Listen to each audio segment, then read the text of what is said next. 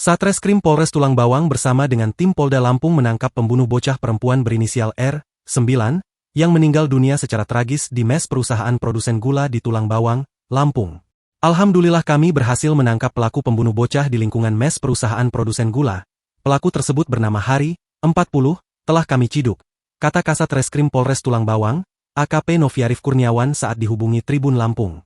Pelaku ditangkap polisi pada Rabu, 23 Juli 2025, pukul 11.30 waktu Indonesia Barat saat sedang bekerja di perusahaan gula tersebut. AKP Noviarif Kurniawan mengungkapkan, orang tua korban dengan pelaku satu pekerjaan yakni buruh perusahaan gula. Sebelumnya, R ditemukan tidak bernyawa di mes pelaku pada Minggu, 22 Juni 2025, malam.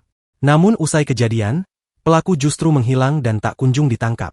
Barulah, pada Rabu, 23 Juli 2025, pukul 11.30 waktu Indonesia Barat, pelaku ditangkap pihak kepolisian. Sebelum pelaku ditangkap, orang tua R sempat mendatangi Denny Sumargo dan mengungkapkan kisah pilu anaknya tersebut di podcast YouTube-nya yang tayang pada Selasa, 22 Juli 2025. Dalam podcast tersebut, di hadapan Denny Sumargo, Ibu R menangis mengenang sosok sang anak. Bahkan Ibu R sampai bersimpuh memohon kepada Denny Sumargo agar pelaku segera ditangkap.